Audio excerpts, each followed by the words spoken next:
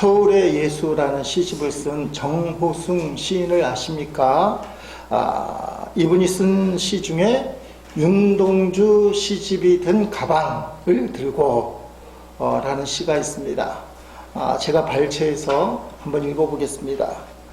나는 왜 아침 출근길에 구두에 질편하게 오줌을 싸놓은 강아지를 용서하지 못하는가?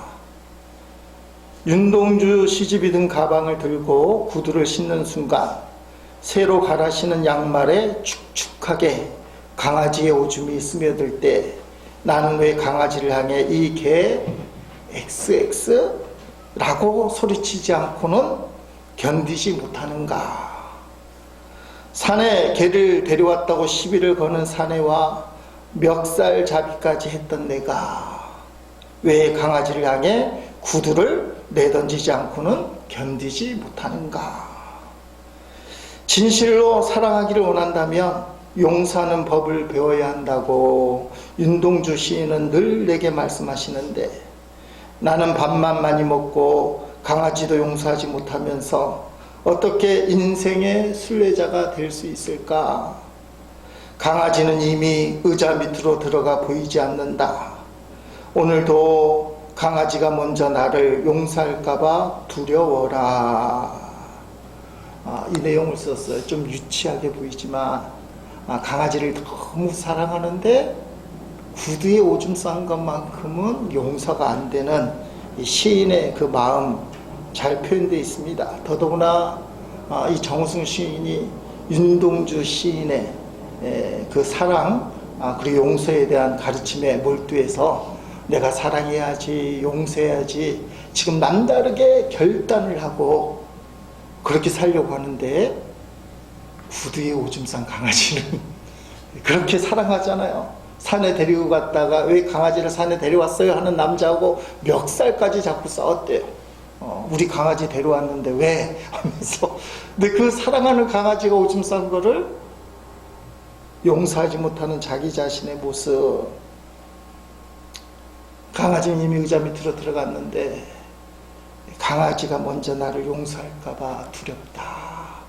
강아지는 용서하잖아요. 실컷 두들겨 맞고도 오라고 하면 꼬리 흔들면서 오니까. 정호승 시인이 그 자신의 삶의 모습을 점검하고 반성하는데요. 정호승 시인이 기독교인이 맞습니다. 그래서 윤동주가 가르쳤던 사랑, 용서, 그 윤동주 시인의 시집을 가방에 넣고 내가 지금 사랑하겠다고 용서하겠다 해놓고는 사랑이 안 되고 용서가 안 된다. 여러분, 우리는 그 윤동주 시집하고는 비교할 수 없는 성경을 어깨 또는 어깨 아니라 옆구리에 딱 끼고 우리가 살면서 주님의 말씀대로 살려고 애를 쓰잖아요. 여러분의 모습은 어떻습니까?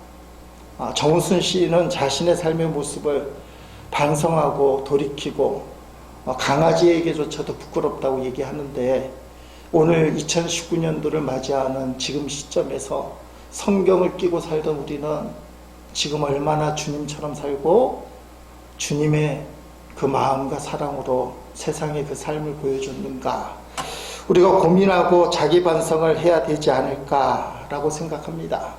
우리 마음은 정말 잘 살고 싶어요.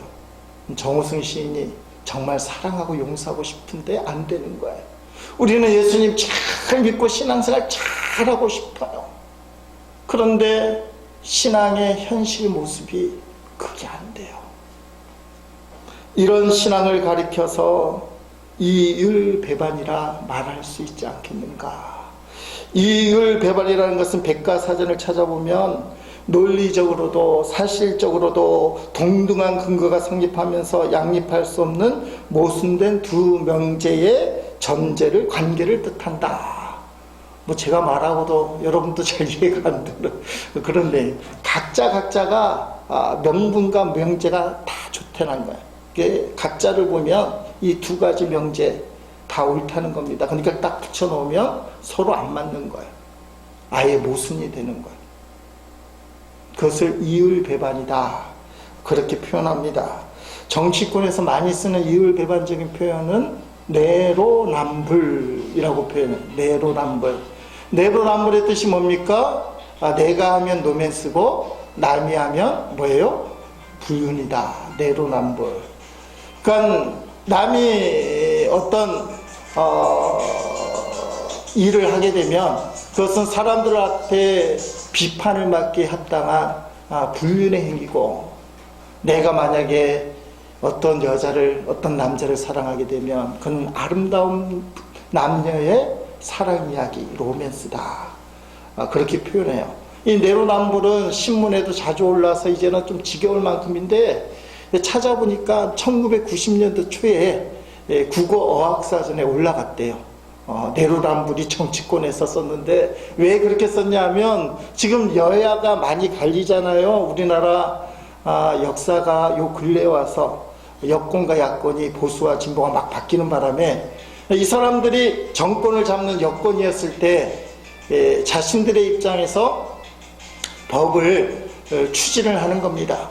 법을 추진해내서 헌법을 딱 개정을 하고 나니까 그 다음에 자신들이 야당이 되고 말아요. 야당이 딱 되니까 자신들이 정해 만든 법이 어떻게 돼요? 자신들의 발목을 잡는 그런 법이 되고 마는 거예요. 이게 이율배반이다 라고 말할 수 있습니다. 예수님을 알고 예수님처럼 사랑하게 살겠다고 우리가 고백하지만 막상 가족조차도 제대로 사랑하지 못하는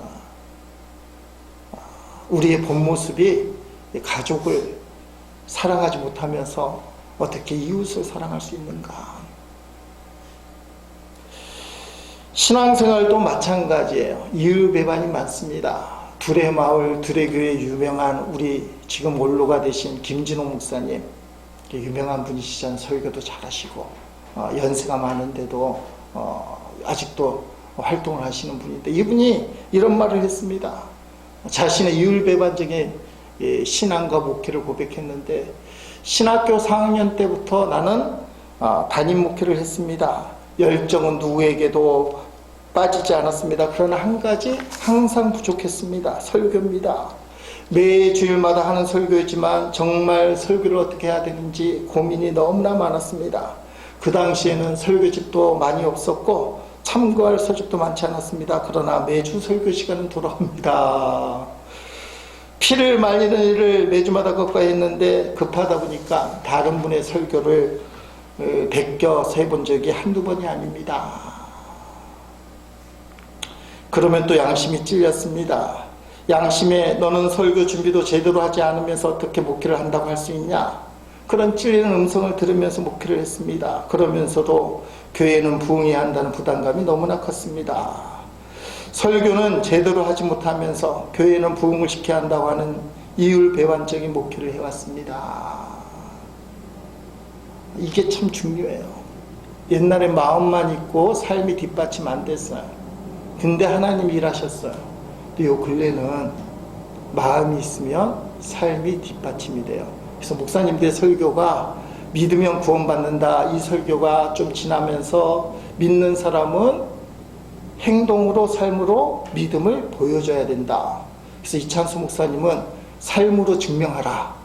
자기가 그렇게 책제목 정해놓고 놀랬대요. 어떻게 믿음을 삶으로 증명하느냐. 지금 시대는 이율배반 시대를 넘어야만 하나님이 역사하는 시대예요.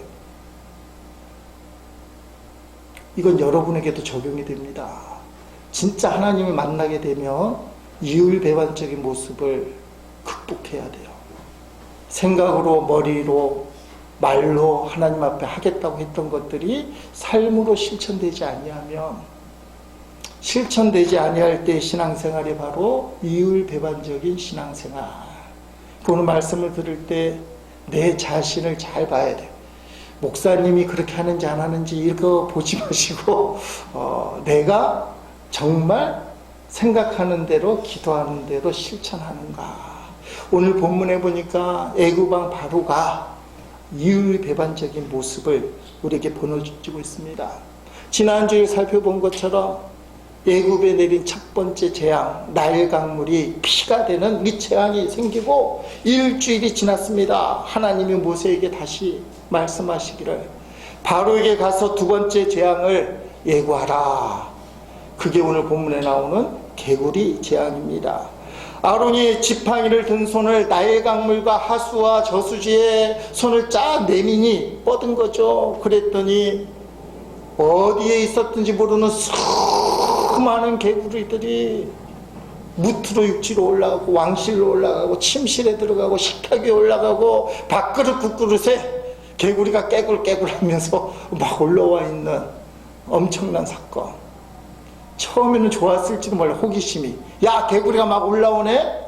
이 개구리들이 생각하는 것보다 더 엄청난 수만, 수십만, 수백만, 수천만. 여러분의 집에 개구리가 한 10,000마리 들어왔다. 이게 못 사는 거예요.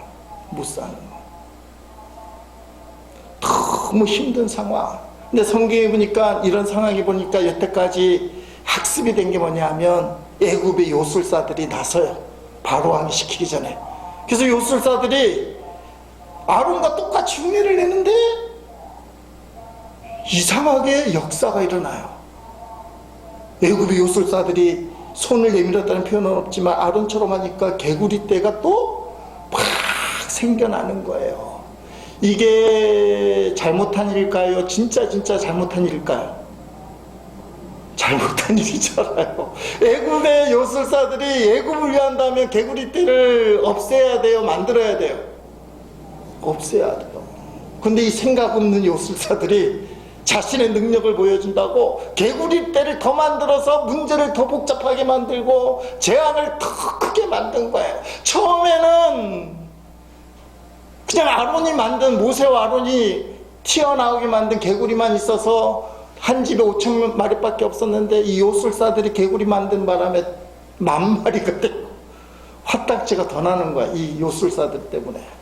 여러분, 인간이 하나님 일에 도전하는 것이 마치 이 요술사들이 하는 것과 같아요.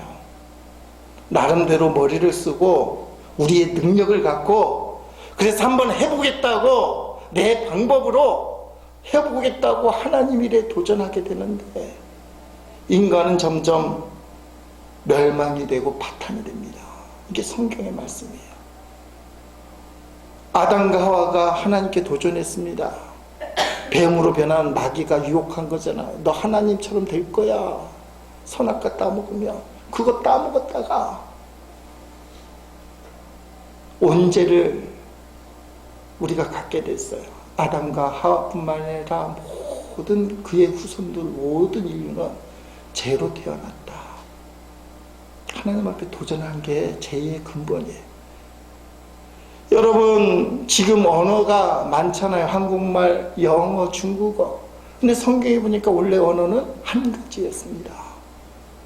창세기 11장에 사람들이 한 가지 언어를 갖고 바벨탑을 쌓는 사건이 나와요. 이 바벨탑이 얼마나 높은지, 여러분, 그 시대에 튼튼하고 높은 바벨탑을 쌓는 건 신기술이에요. 인간이 생각해도 우리가 이런 기술을 갖고 있다. 야, 우리가 이런 능력을 갖고 있다. 그리고 바벨탑을 쌓는 목적이, 야, 우리가 흩어지지 말자. 우리 이름을 내자. 뒤집어서 얘기하면 하나님이 도대체 뭐야? 우리가 이 정도 능력이 있으면 우리 스스로 살 수 있어. 그래서 우리는 뭉쳐서 하나님께 도전하고 우리의 이름을 높이기 위하여 바벨탑을 쌓자. 이게 왜 도전이 되냐면 창세기 11장의 바벨탑 사건은 노아 홍수 사건 이후에 일어나는 일이에요. 노아 홍수가 끝이 난 다음에 하나님이 노아 가족들을 다 불러놓고 생육하고 번성하라. 이 땅 지면에 흩어져서 너희들이 인류를 퍼뜨려라. 하나님의 뜻이 생육 번성 흩어지라. 근데 이 인간들이 흩어짐을 면하기 위하여 하나님의 명령에 반하여 흩어지지 않기 위하여, 성경 말씀이 그렇게 되어 있습니다. 하나님의 축복은 누리겠다는 거예요. 생육하고 번성하고 잘 되는 건 누리지만 말씀대로 살지는 않겠다. 그게 바벨탑이에요. 그러니까 하나님이 그냥 둡니까? 바벨탑을 무너뜨리고 언어를 다르게 만들어서 지면에 흩어버렸어요. 하나님은 때로 너무 차가우셔요. 하나님은 하나님의 일을 그대로 하셔요. 인간의 하나님에 대한 도전.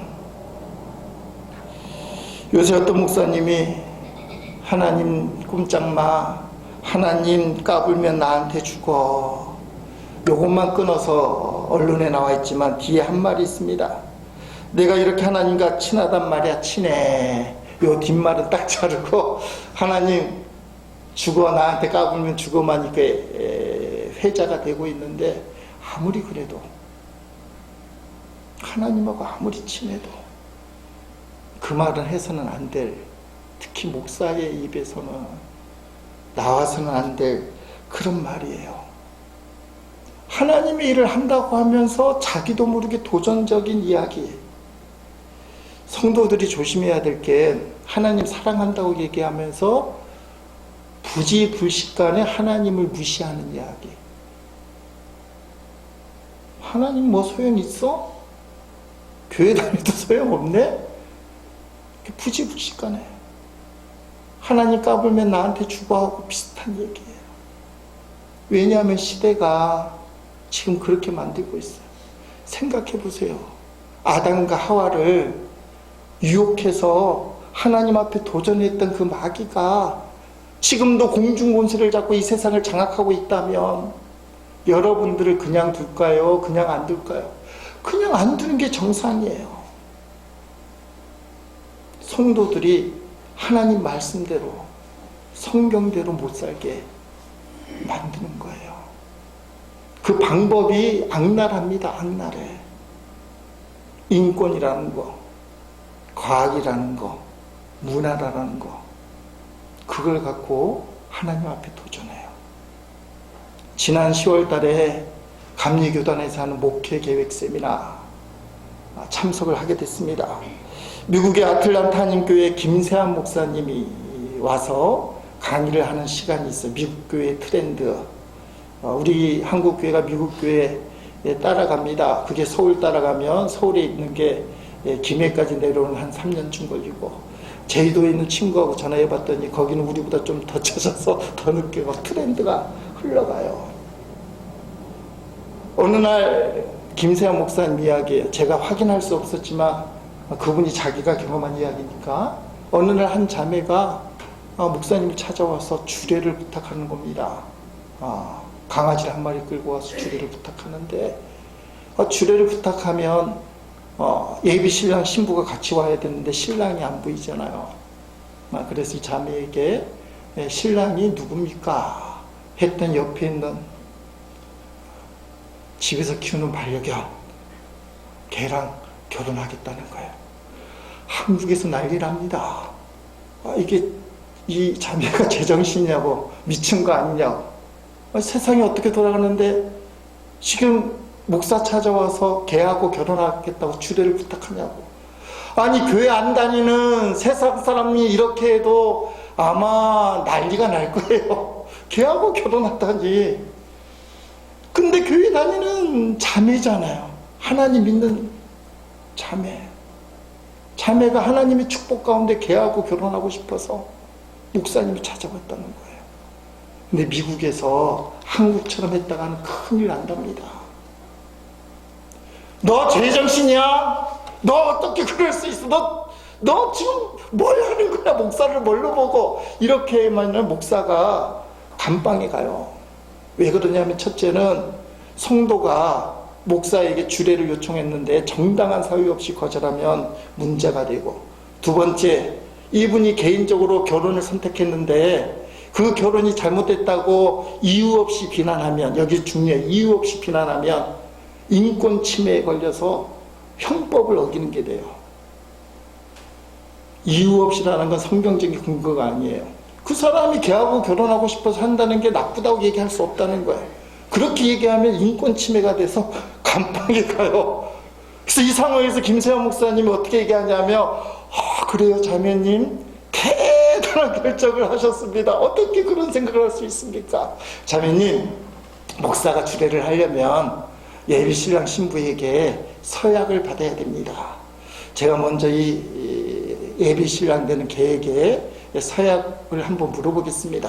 그래서 강아지에게, 이 강아지요, 이 쫑은 이 자매를 맞이하여 평생 동안 사랑하고 섬기겠느냐? 물어보니까 걔가 멀뚱멀뚱하고 대답도 안 해요. 그래서 목사님이, 지금 신랑이 준비가 안 된 것 같다고. 신랑이 준비가 안 돼서 제가 주례를 할 수 없습니다. 신랑이 준비가 되면, 서약할 준비가 되면 그때 오시면 제가 주례를 해드리도록 하겠습니다. 지금 한국에는요, 동성애가 지금 난리예요. 경남에서 학생 조례권부터 해갖고 동성애가 지금 한국에 큰 혼란, 한국교회 큰 문제고 있지만 미국은 그가 상식이래요. 교회에서도 상식이래요, 동성애가. 지금 우리만 복잡복잡하고 있지. 미국에서 동성애 얘기하는 사람 자체가 비이성적인 사람. 지금은 동물하고 결혼하겠다는 것을 반대할 수 없는 입장이 교회가 됐어요. 무섭잖아요. 인간의 선택권, 결혼 선택권, 성적 선택권. 그래서 미국의 어느 대학은 기숙사를 왜 남자 기숙사, 여자 기숙사 두느냐. 원래 남자 여자가 혼잡한 성적 교제를 못하게 하기 위해서 따로따로 기숙사 따로따로 자리 만들었는데, 문제 제기를 어떻게 하냐면, 동생애들은 그럼 어떻게 된 거냐.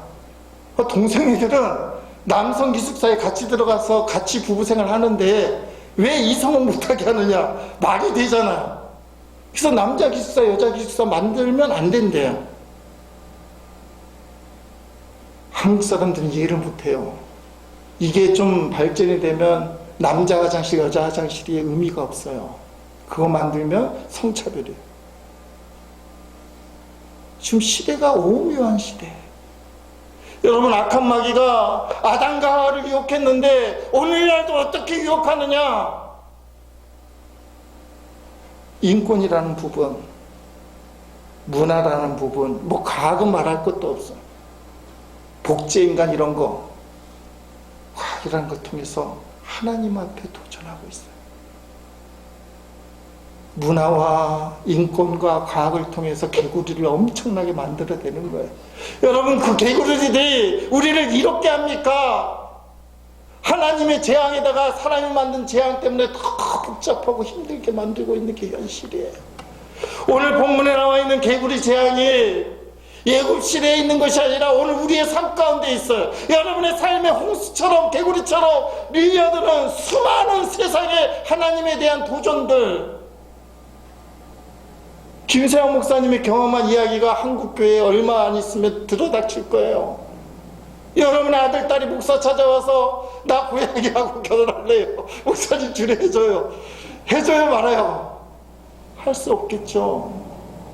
근데 법이 어떻게 될지 몰라요. 문화가 그렇게 흘러가니까.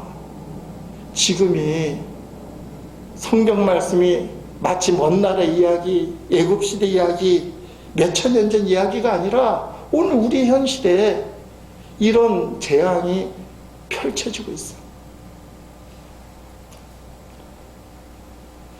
여러분, 이런 와중에 하나님을 잘 믿지 못하면 다 넘어가요. 그 목사님이라고 해서 그 말 하고 싶어서 했겠어요. 하나님 까불면 나한테 줄 거를 의도적으로 아닌데 자기도 모르게 본심에서 그 깊은 속에서 어쩔 수 없이 튀어나왔을까. 깨어있지 못하면. 개구리 등살 때문에 오늘 본문에 애굽왕 바로가 하나님을 처음으로 인정하는 모습이 나옵니다. 여태까지는 자신이 하나님이었어요. 내가 신이었어요. 니네가 말하는 이스라엘 하나님 난 몰라. 내가 하나님인데 내가 너희가 말하는 신을 왜 알아야 되고 너희가 원하는 데 보내줘야 되는데 너희가 우리 애굽에 얼마나 중요한 노동력인데 니네 보내주면 우리는 뭘 먹고 살아? 니네가 하던 일을 누가 해? 근데 니네 하나님이 누군데 자꾸 보내달라고 그러는 거야. 첫 번째 재앙이 내릴 때까지도 꿈쩍 안 했어요, 바로가. 근데 두 번째 재앙이 닥쳤을 때 개구리 재앙은 하나님이 하신 것이다. 8절 말씀이에요. 바로가 모세와 아론을 불러 이르되 여호와께 구하여 중보기도 부탁하는 겁니다. 나와 내 백성에게 개구리를 떠나게 하라. 내가 이 백성을 버리니 그들이 여호와께 제사를 드릴 것이니라. 아멘. 바로가 진실된 마음으로 한 것인지 개구리 재앙 때문에 임시 방편으로 피하려고 했는지는 알 수 없지만 최초로 하나님을 인정한 모습. 여러분, 여기서 중요한 게 있어. 따라합시다. 하나님을 인정하는 것, 하나님을 완전히 믿는 것. 사람들이 하나님을 인정하면 믿는다고 착각해요. 인정하는 게 믿는 게 아니라는 걸 알아야 되고, 인정만 하는 건 이율배반 신앙이에요. 바로가 하나님을 알았어요. 이 개구리 재앙이 하나님 때문인 걸 이해하고 수용했어요. 그래서 부탁을 했어요. 쫓아내라. 그래서 모세가 신이 나서 그럼 왕이여, 내가 언제 이 개구리 떼를 쫓아내길 원합니까? 바로가 요상한 대답을 해요. 10절 말씀. 그가 이르되 내일이니라. 이게 정신없는 사람이에요. 지금 개구리 떼 때문에 죽겠는데 내일 쫓아달라고. 여러분 같으면 언제 쫓아내야 돼요? 지금 당장. 지금 당장 죽겠는데. 옥스퍼드 주석에 이렇게 생겨났어요. 왜 내일이라고 했느냐? 주석이라는 것은 기독교 역사 동안에 목사님들, 신학자들이 머리를 짜내서 이유와 그 해석을 찾는 건데, 아마도 그 밤사이에 개구리 떼가 자연적으로 없어지면 이스라엘 백성을 보낼 필요가 있다 없다? 필요가 없다. 그래서 텀을 둔 거다. 텀을. 내일 모세가 기도하면 분명히 없어질 걸 바로가 알지만 그 전에 혹시나 개구리 떼가 알아서 싹 없어지면 이스라엘 백성을 보낼 필요가 없잖아요.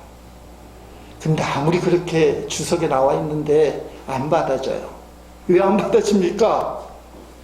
지금 바로가 개구리 재앙 때문에 죽겠는데, 그래서 하나님을 인정했는데 그 마음속에 하나님을 인정하지 않으려는 이상한 오기, 고집, 그게 있다.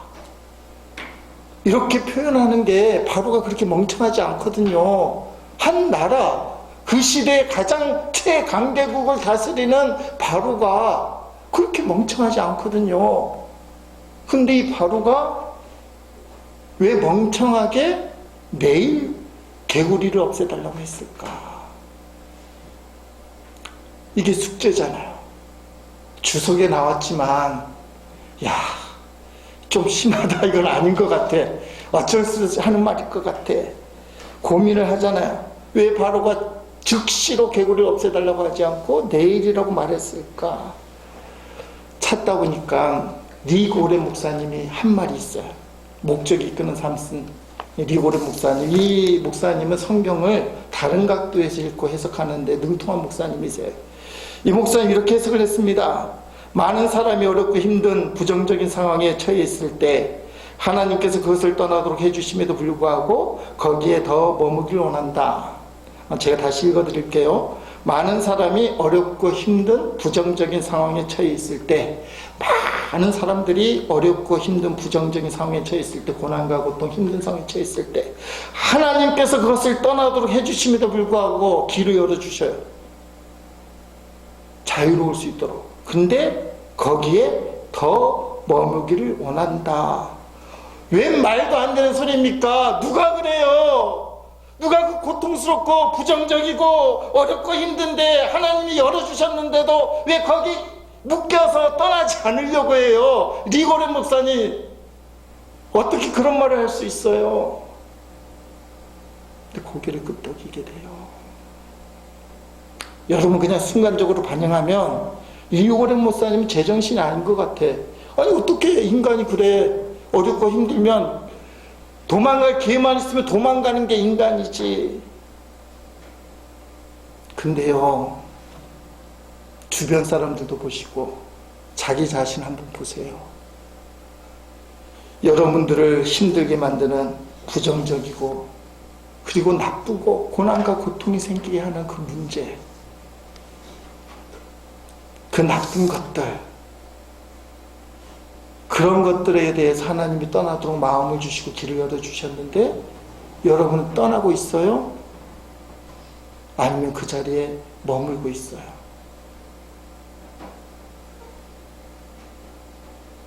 하나님 보시기에 내가 보기에도 나쁜 게 분명한데 떠나지 않고 거기에서 뒹구는 모습, 이게 인간의 악한 모습이라는 거예요. 하나님 믿어도 하나님 인정해도 이런 모습이 남아있다는 겁니다. 하나님이 원치 않는 생각과 행동과 습관을 떠나 있는가? 하나님이 원하지 않는 생각을 하고 행동을 하고 습관을 나는 여전히 왜 하고 있는가? 리고레 목사가 그 말을 하는 거예요. 하나님이 길을 열어주셨는데 니네 안 떠나고 있잖아. 개구리 재앙 때문에 하나님을 믿고 하나님 앞에 개구리 재앙을 없애달라고 했던 이 바로는 하나님을 인정했지만 좀 더 한 걸음 나가서 신앙의 진정성이 있는가? 진짜 하나님을 믿고 있는가? 아니라는 겁니다. 어쩔 수 없이 하나님을 인정하지만 하나님을 전적으로 믿지 않아요. 그래서 개구리 문제가 완전히 해결됐을 때 그는 자신의 본연의 모습이나 그게 15절 말씀 보면 바라오는 일단 숨을 돌리게 된 것을 알자 또다시 고집스러워졌습니다. 그는 여호와께서 말씀하신 대로 모세와 아론의 말을 듣지 않았습니다. 화장실 들어갈 때와 나올 때가 다르다고 그러잖아요. 급해서 화장실에 들어갈 때는 간절함, 빨리 일을 봐야지. 근데 일을 보고 나올 때는 여유가 있나. 어느 대학교 화장실에 쓰여있는 낙서라고 그럽니다. 당신이 변기에 앉아서 사색을 즐길 때 밖에서 기다리는 사람 얼굴이 사색이 되고 있다. 이게 일을 보는 사람하고 끝난 사람, 보려는 사람 끝나는 틀리다는 거예요. 하나님의 존재를 인정하고 안다고 표현하지만 진짜로 하나님을 믿는가? 우리가 하나님을 진짜로 믿지 못할 때 바로 꼴이 나고 맙니다. 하나님 인정하지만 말씀대로 살지 않아요. 이율배반적인 신앙이라고 말할 수 있습니다. 오늘 우리 하나님 인정해요. 그리고 믿는다고도 표현해서 우리가 예배를 드려요. 하나님 사랑한다고 얘기해요. 근데 이 사랑과 이 행동과 이 신앙이 진정성이 있기 위해서는 여러분 하나님이 원하지 않는 생각과 행동과 습관에서 내가 떠나 있는가? 그게 이율배반적이지 않은 신앙, 하나님 보시기에 올바른 신앙생활. 이율배반적인 신앙생활을 하게 되면 하나님이 주시는 진정한 은혜를 맛볼 수 없고 하나님이 진짜 주시는 축복을 누릴 수가 없어요. 여러분 보세요. 이율배반적인 신앙 갖고도 기도 부탁하니까 개구리 재앙은 없어져요. 하나님을 믿고 교회를 다니고 예수님의 이름으로 기도해서 문제가 해결이 돼요. 근데 그 사람들이 정말 주님을 사랑하는가? 주변에 많이 봤잖아요. 엄청난 간증거리를 가진 사람, 엄청난 기적을 가진 사람. 나는 서세현 목사가 지금 뭐 하는지 모르겠어요. 그렇게 하나님을 만났다고 얘기하고 전국을 다니면서 부흥회를 이끌고 TV마다 나왔던 그 인간이 자신의 실체가 폭로가 된다면 뭘 했을까요? 하나님을 인정하고 믿는다고 얘기하지만 이율배반적인 신앙의 한계예요. 기적을 체험했다고요? 간증이 있다고요? 하나님을 내가 인정한다고요? 그게 신앙이 아니에요. 그건 이율배반적인 신앙일 수는 있지만 진짜 신앙이 아니에요. 바로 꼴과 같은 신앙생활이에요. 하나님 보시기에 이율배반적이지 않은 신앙, 말씀을 듣고 말씀대로 살아갈 수 있는 신앙. 2019년도 마지막 주일날 주님이 이 말씀 주시는 겁니다. 바로 꼴나지 마라. 바로도 기도 부탁해서 개구리 재앙을 물리친 간증 있는 사람이야. 근데 말씀 무시해. 너 1년과 지난 날 돌이켜봐. 너도 간증 있지? 너도 하나님 인정한다며. 근데 너의 지금 모습은 어때? 아론과 모세처럼 하나님 말씀대로 순종하고 있어? 아니면 문제가 해결되니까 바로처럼 고집이 생겨서 하나님 말씀을 듣지 않는 현실의 모습이야. 주님만 사랑하겠다는 이율배반적 신앙이 아니라 하나님 보시기에 온전한 신앙이 되겠다고 그 마음으로 올해를 마무리 짓고 2020년을 정말 주님만 붙드는 말씀대로 살아내는 그런 한 해가 되기를 소망합니다. 그런 신앙을 갖는 우리 모두가 되기를 축복합니다.